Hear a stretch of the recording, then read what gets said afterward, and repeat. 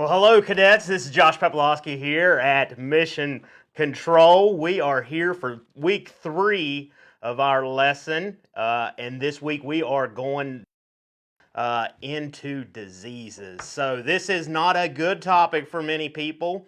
It is one that brings heartache. And so what we hope is that with this lesson, we can avoid the 3 Ds of disease, death, and disappointment. So speaking of disappointment, you're going to be disappointed if you don't like and share this to your fellow county group to get as many points out there as possible for this week's lesson. So as we go through, I'm sure that everybody out there that has dealt with gardening, with vegetables, has dealt with disease.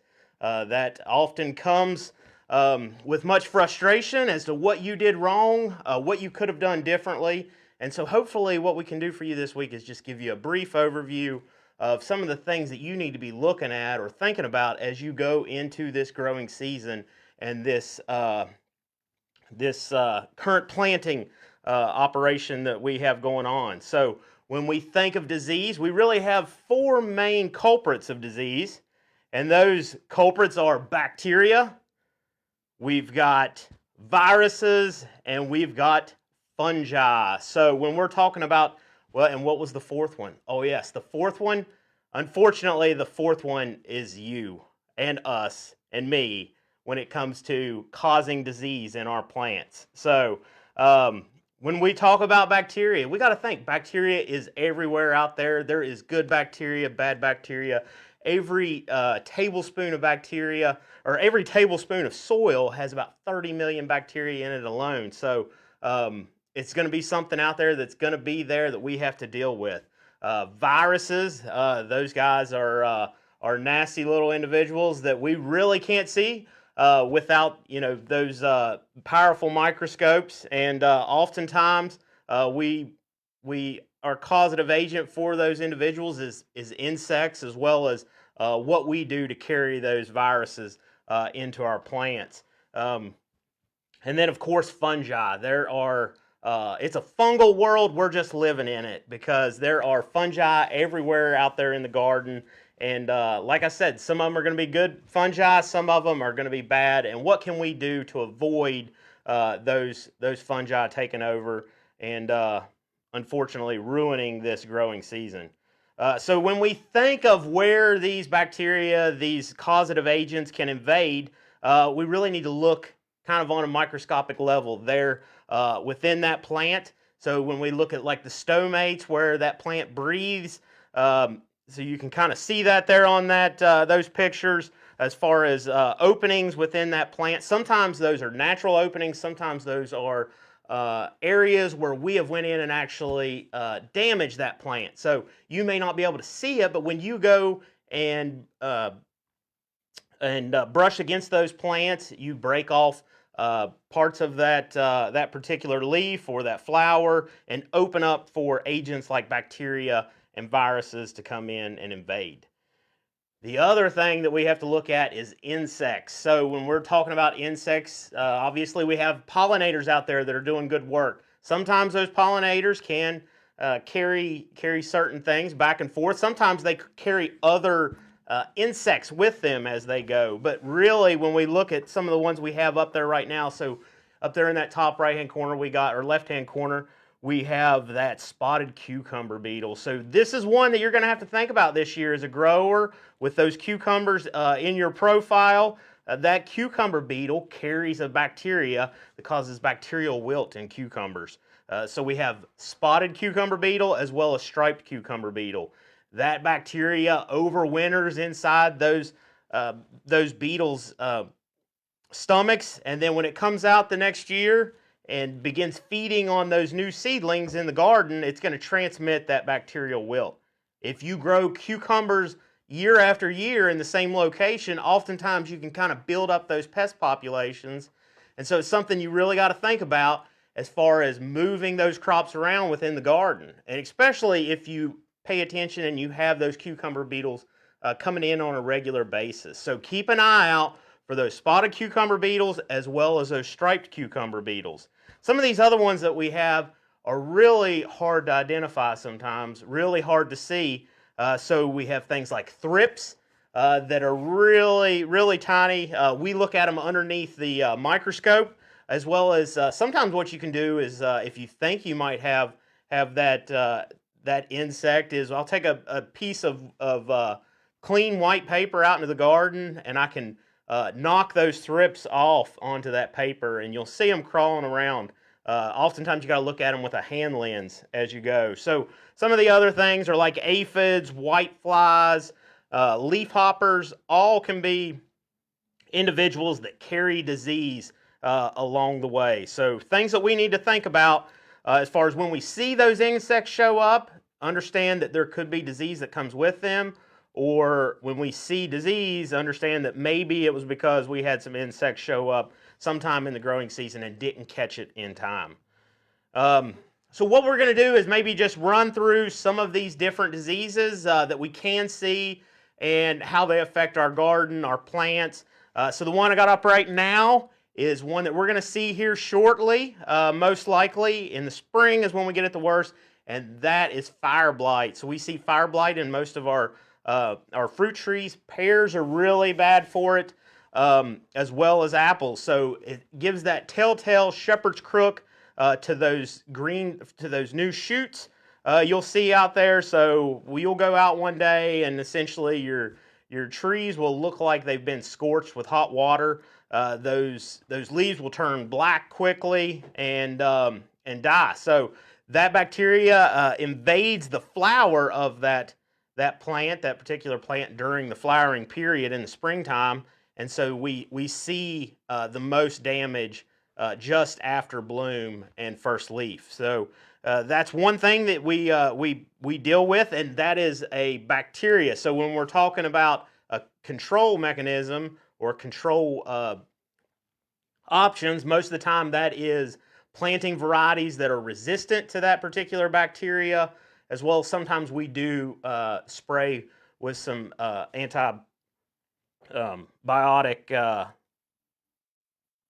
sprays throughout the flowering period.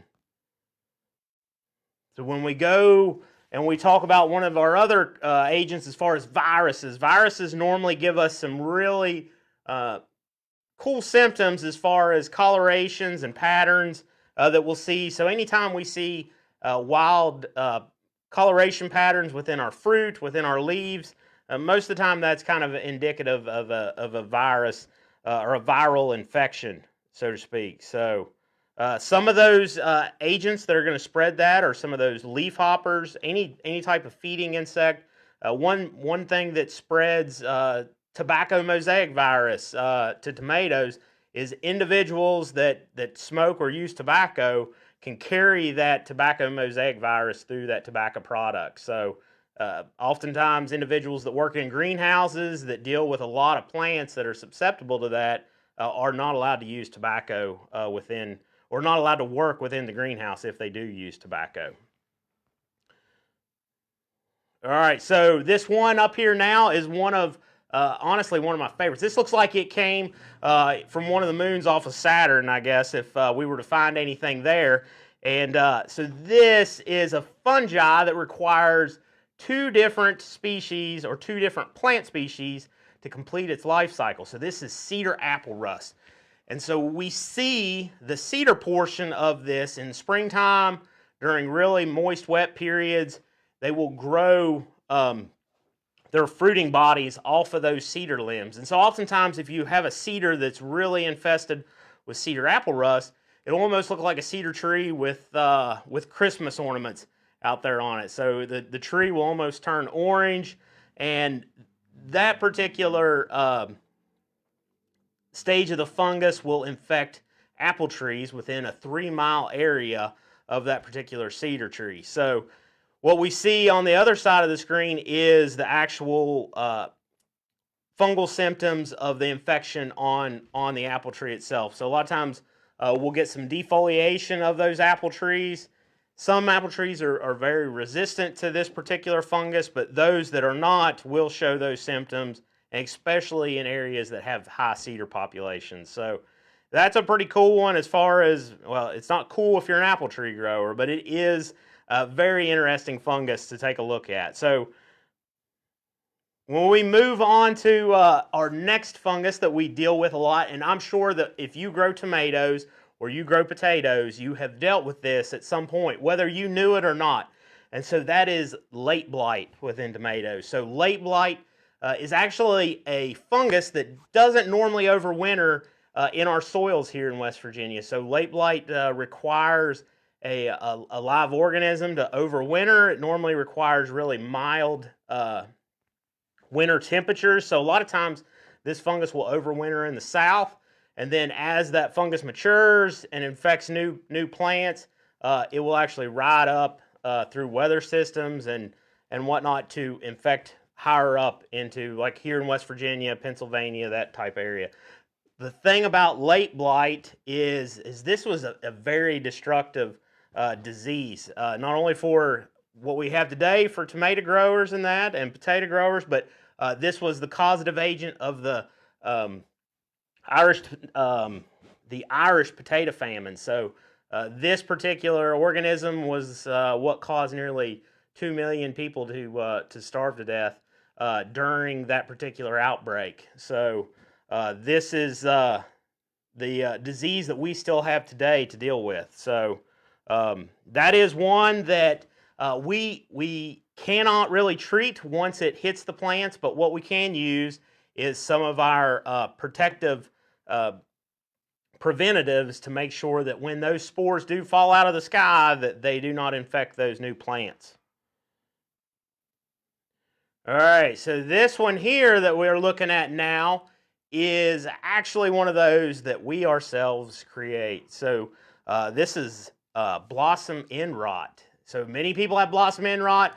I'm sure you've stuck those tums down in the ground hoping to avoid it in your garden, but unfortunately, most of the time, people don't have a deficiency in calcium or magnesium for those particular plants. They have a deficiency in water.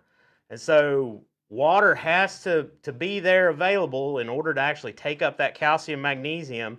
And if that particular plant is in bloom and that bloom is open and being pollinated and you're deficient in calcium, magnesium, we're going to get blossom end rot. The good part about blossom end rot is, though, kind of tells us what we've done wrong.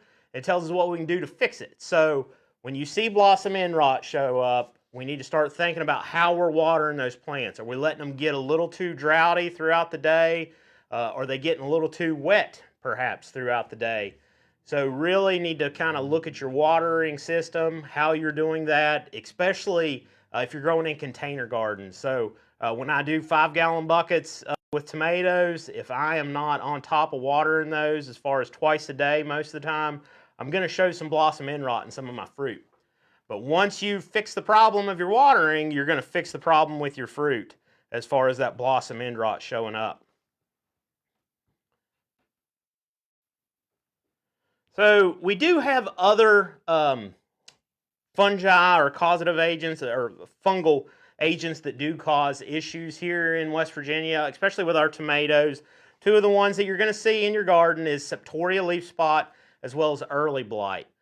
Those are two that can overwinter in the soil on plant debris and do give us problems early on in the spring. So those spores are there ready to take off with our new growing plants, and when those conditions are right, they're going to start causing damage for us. So those are situations where we need to think about making sure that we have a protectant on those particular plants, something like daconil, funganil, some of our copper sulfate products that are on the leaf ready to go, so that when those spores from those fungal bodies land on those leaves, those plants aren't infected.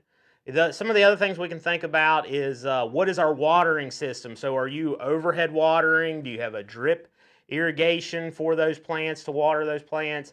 Are we growing with plastic, or do we have bare ground? So anytime that we get soil and water splash up on those leaves, we're going to have issues with spores landing on those leaves and taking over. So really, if you have issues year after year, we probably need to take a look at what your growing model is and how we can maybe change that system a little bit to make sure that you're not having issues this year, that you make sure you get a good tomato crop.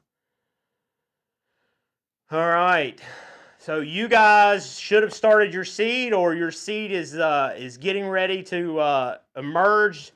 And some things that we need to think about with those seedlings emerging is a disease we call dampening off. So with dampening off, that is where, so we have our new seedlings coming up here.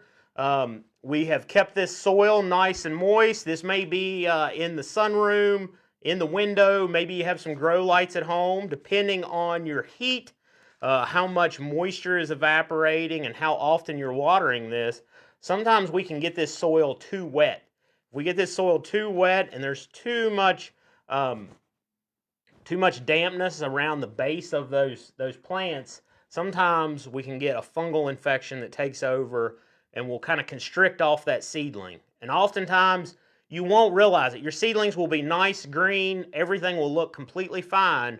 All of a sudden they just fall over on you. And if you examine, you look at the base of those stems right there where they exit the soil, most likely you're going to have dampening off. So it is something that we can avoid. Oftentimes if you buy many of the commercial seed starter packets, a lot of that soil has been ran through as far as sanitation, so it shouldn't be a huge bacterial load.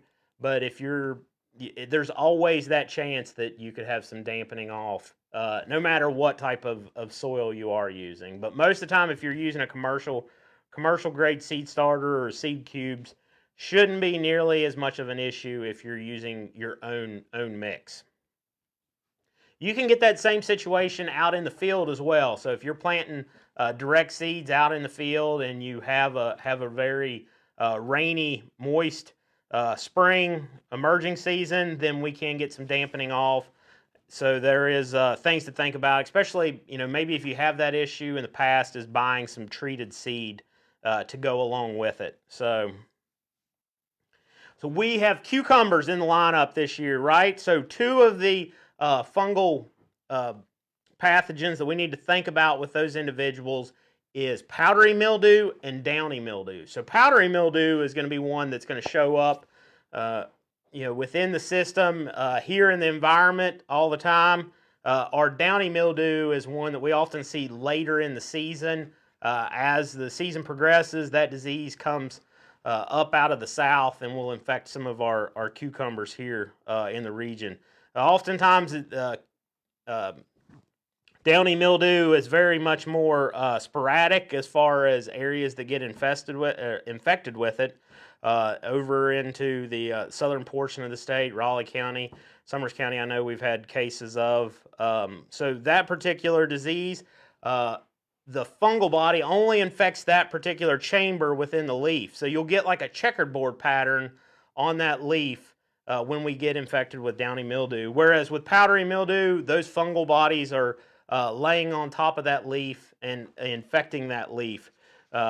We can use some different more organic methods. If you don't want to spray and use a protectant, you can use a sulfur approach, as well as there is a mixture that you can mix up of baking soda with quart of water, a teaspoon of baking soda with a quart of water. That particular mixture changes the pH of that leaf and kind of allows that spore not to take hold on that leaf. But those are two diseases, especially the powdery mildew, that you all will most likely have to deal with within growing your cucumbers this year. Some other things you need to think about to avoid it is perhaps the way that you're watering. So no overhead watering. You don't want to get that leaf any wetter than you have to, and make sure that we have plenty of airflow through that particular cucumber patch. Oftentimes, as the season progresses, I'll go through and prune out a lot of those older leaves that have kind of started to decline, maybe looked a little bit off as far as color goes, and make sure that we open up and get plenty of airflow for all of our new growth that's going to take place within the vine. So as we go into the growing season, and as you guys start paying more and more attention to the plants that you have there in the garden, oftentimes I have growers that come in to the office and they believe they have a disease that's taken place. They obviously have decline of their plants. They have a reduction in the production of those particular crops. And we really oftentimes have to take a closer look at what's going on. It's not always a nutrient deficiency. It's not always a plant issue. Oftentimes, there are insects that, as far as on the microscopic level, that we need to look at. So within that particular slide there, if you look, up there in the top corner is actually a broad mite. So that broad mite, as little as it looks on that, is actually under about 100 power microscope to look at. So that's not one that you're really going to be able to see very well. You're not going to be able to see it with the bare eye, and you're barely going to be able to make it out with a hand lens. That particular broad mite causes damage within peppers, can cause damage within tomatoes, and that such. So those are things that oftentimes you need to call your extension agent, stop by. Not all of them will have a stereoscope there in the office that they can take a look at it, but we can always send those samples off to the lab at Morgantown and have them take that approach. That other picture up in the upper corner, that was a particular grower that was having issues with his beans. He thought he bought bad bean seed that year. And when we went out there and took a look, he actually had root aphids. So those aphids were underground. They were sucking on those roots, pulling nutrients off, and those particular beans were not able to grow. So despite the fact that we tried to fix all the other approaches, it actually took getting down in the soil and digging up the roots and taking a look at what was going on underground for those species. So, and just a whole other assortment of different insects that we can deal with. Spider mites are one that you can have on these cucumbers. Oftentimes your leaves on those cucumbers will start getting speckled, so we might get some different colorations within that particular leaf. These spider mites do not like water, so most of the time they get washed off of the leaf if we get big rainfall. But if you get into a dry period, that's oftentimes when you're going to see those spider mites show up, and they're most of the time going to show up on those interior leaves first. So the oldest leaves are normally where we see them. Sometimes those insects can be within the leaf. So that particular picture there in the center is actually a boxwood leaf miner, and those are the larvae of that boxwood leaf miner. We cut those that leaf away, and that's actually the tip of a needle. So for a size reference, so these guys are really small, but they're there, and it's like I say, it's not always a disease or a fungus, bacteria that's causing the issue. Sometimes it's those insects that we just haven't put our eyes on. We haven't looked in the right locations to find what it is. Sometimes it's not a bacteria, sometimes it's not a fungus, sometimes it's not an insect. Sometimes it's us as growers, what we're doing or what we haven't done. Sometimes it is actually the environment that we've put those plants in. So when you look at that slide there, those are different abiotic issues that we have, from nutrient deficiency and such, that have taken place. The thing you need to think about when you're starting these seedlings is that if you're growing them inside, the outside world is a whole different world for them to experience. So we need to harden these seedlings off and make sure that we give them that environment a little bit at a time. So when you think you're about at a time period where you want to put them outside, put them in their containers, put them in the garden, let's stick them outside for a couple hours, bring them back in, stick them out for a few more hours the next day, and harden those plants off. So you can kind of see within some of these were just recently transplanted, that we don't have the greatest leaves on these seedlings. So we do have a little bit of damage. Some of that is some sun scald, some temperature swings. I see this a lot of times this time of year, that growers or homeowners will go and pick up tomatoes at Lowe's or wherever they may be this time of year and take them home. We get a little bit of a cold shock. The leaves will turn white on them, and they're scared that they've gotten some sort of spray or that they've gotten a blight, and they're going to end up killing their plants. The plants have just gotten stressed, so they'll be fine. We just need to make sure that we give them all the tender love and care and give them a little bit of a tougher uprising than what they've been used to. So do take time to acclimate those plants this spring season as you put them out. And, as we finish up here for this afternoon, obviously 30 minutes is not really enough time to go over all that needs to go over, but I hope that it is a brief overview. Some of the things that we've talked about, there are organic methods, there's cultural methods as far as our mulching, things that we can do, but realize that you do need to have a approach for all these different diseases that you may have to deal with throughout the growing season. So we don't want to rely on one thing in particular. So, I get individuals that, they want spray and they want to know what to spray and how often to spray. Spray is not going to be a one and done, and it's not going to be a fix-all. So oftentimes we need to look at that as part of the tools in our toolbox that we can use to make sure that we have a productive growing season.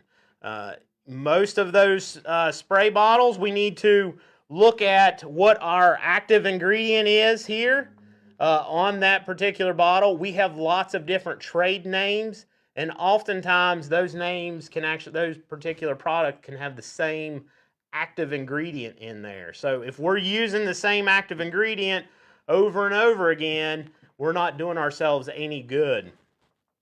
So we need to pay attention to the active ingredient, and we need to read the label. So the label is the law when it comes to these products, and we need to see what is on that label. Just because a little bit is good, a lot is not better.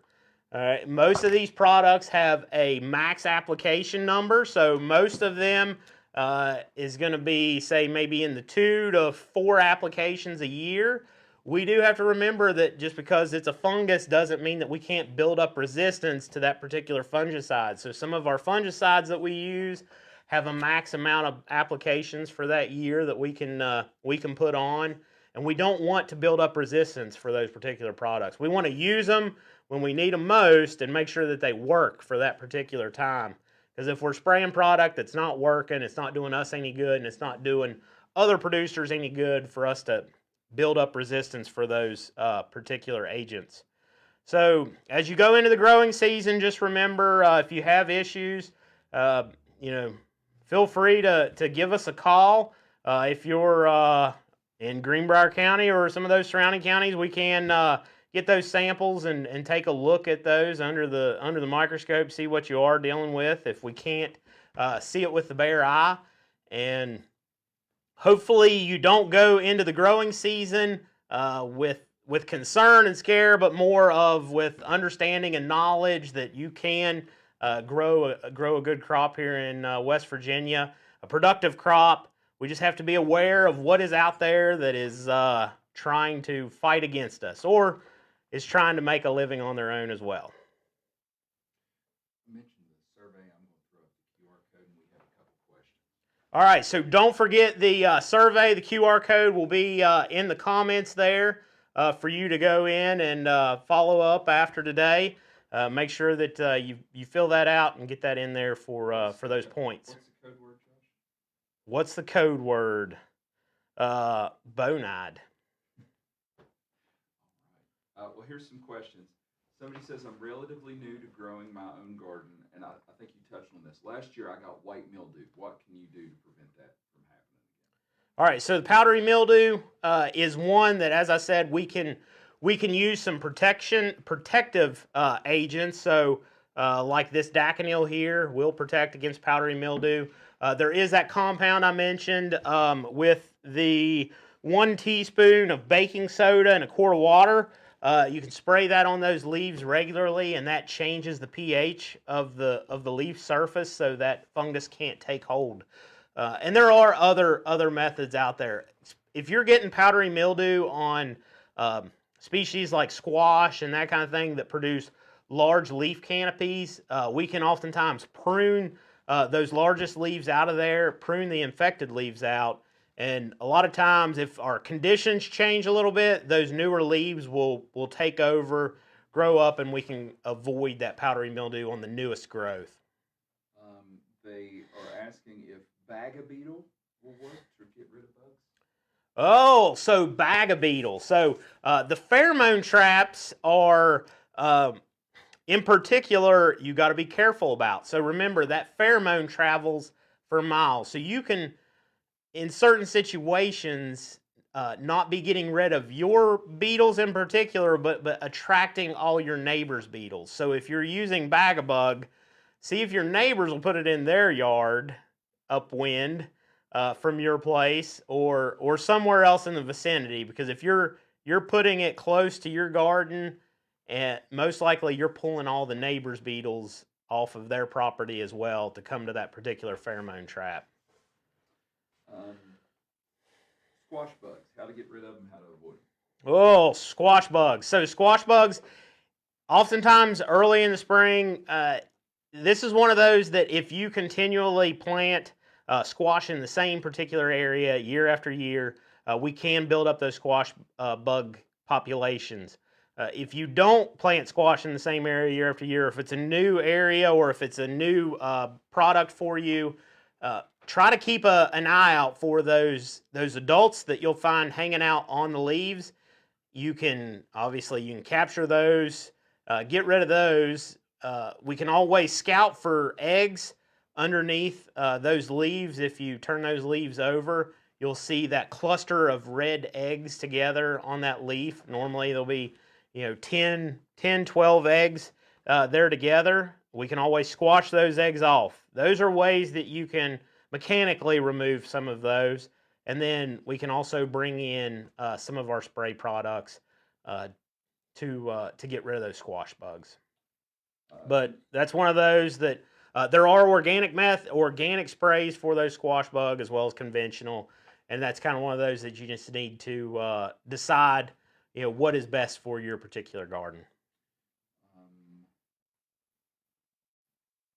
Control for cucumber spotted beetle that you mentioned earlier. So the cucumber spotted beetle, if you pay attention, oftentimes during the day, later in the day, if you're not seeing cucumber beetles, you can always scout in some of your male squash plants. They'll kind of hide out in there during the day when those male squash flowers. They'll hang out in those flowers during the day when they close up. Some of the products, so like this particular product, as far as an active ingredient, spinosad is a product that works well for chewing type insects. We can have some control with that, as well as there's other products out there, most of which is labeled for over the counter there at your local hardware store or farm supply store that will take care of spotted and striped cucumber beetles. Last one, how do I add, and this is maybe not on our topic, but how do they add acidity to a blueberry bush that's been in place for a few years but not fruiting? Oh gosh, the name of the product is escaping my head. You threw me off character here. We're talking about diseases. Let's see here. What is that particular product that I can't think of?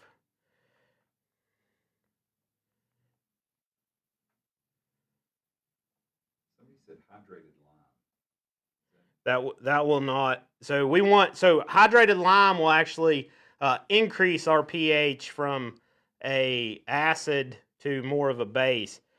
So what we want to do is actually take our basic pH or something that's in the 6 to 7, and we want to acidify it. And so we need to do that acetone, or not acetone. That's not it. Sorry.